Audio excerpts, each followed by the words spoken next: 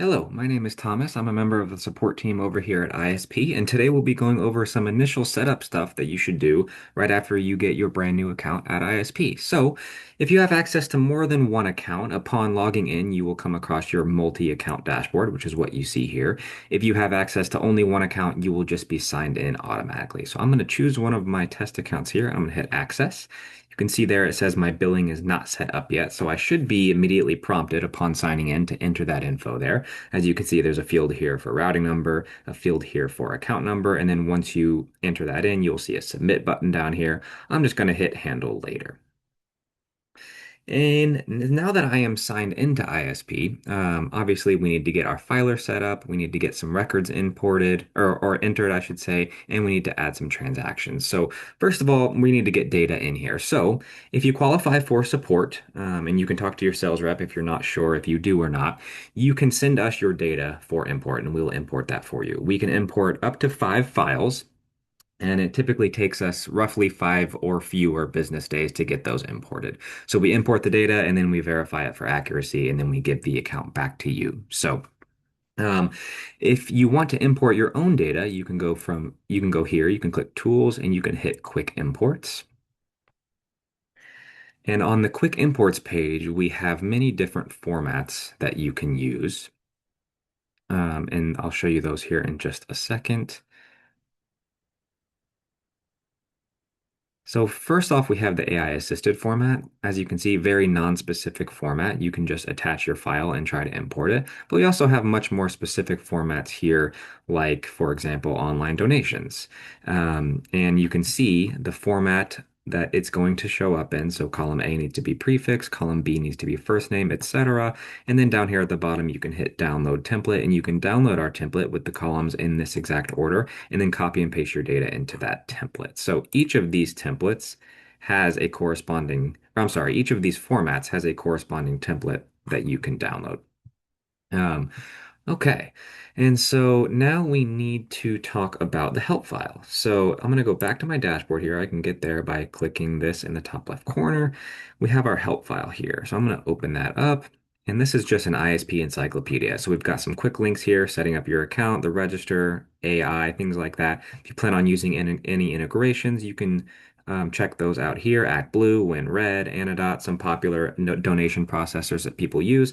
And then you can look up compliance help for your agency as well. You can also just type in search, like if I need to figure out how to add transactions, I can just type in that and I'll see my results here. How do I add new transactions? So back into the ISP app itself, we also have the contact support button, which you can click and you can toggle between question, bug, new feature, and you can type in your info here. We also have the option to screen record, and you can give your phone number as well.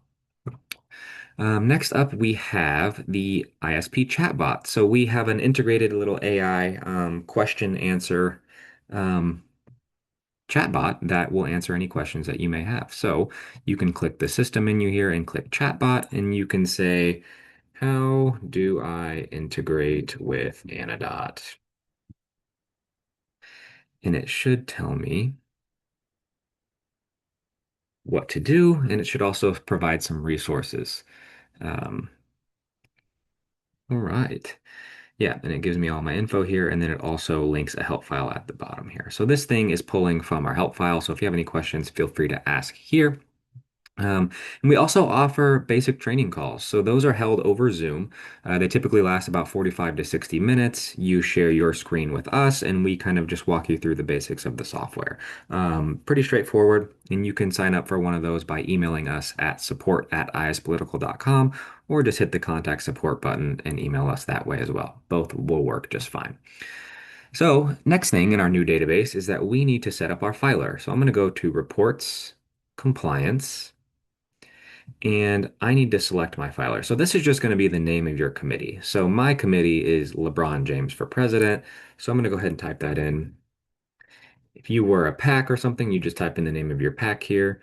And the system is going to search for an organization record by that name. And it's not going to find it because, of course, this is not a real committee. So I'm going to hit Add New Organization here.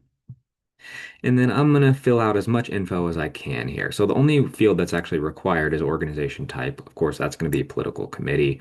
It is a candidate committee. All these other fields popped up.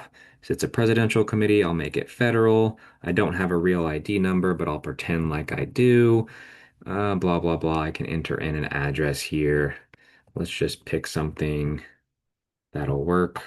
And then let's go ahead and hit add that organization. So basically, I'm adding an organization record here for my committee, and then I'm going to set that organization record as my filer. So now at the bottom here, I have the set button. I can hit set in the bottom left corner, and that's going to set that as my filer. So if you're a candidate committee, like I am, LeBron James for president, I'm going to have to set up a candidate record as well. So I'm going to click add search. I'm going to hit individuals, and I'm just going to search the name of my candidate, which for me is LeBron James. Nothing's going to come up, of course. This is a brand new database, but I do see now the option to hit add individual. So I'm going to hit that, and I'm going to say occupation employer. I can enter in some info here, and then let's see, should be good enough for now. Add individual.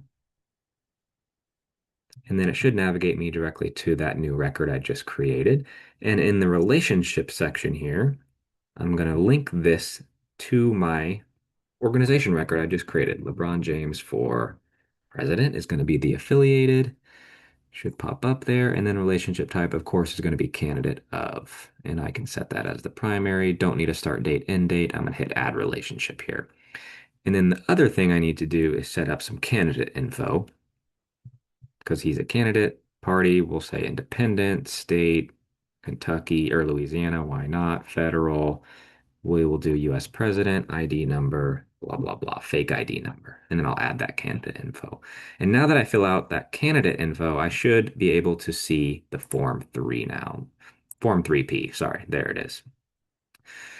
Okay, and so now I've set up my compliance reporting. I should be ready to go. I might have more people on my staff working with me, so I want to add them as users as well. So I'm going to go back to the system menu here. This is where the chat bot was, but this time I'm going to hit users.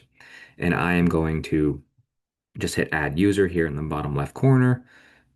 And I'm going to type in the name of the person I'm adding. Thomas Blanchard. We will do thomas@gmail.com. And then I can select the roles I want that person to have. So you can make them the treasurer if they're your treasurer. You can give them, if they're the candidate, make them the candidate. If you want them to have access to everything, you can just select super user. And we have a help file on all these user roles as well. So I will hit, I'm not actually going to add this person, but so that's getting started in your ISP account. Hope you enjoyed.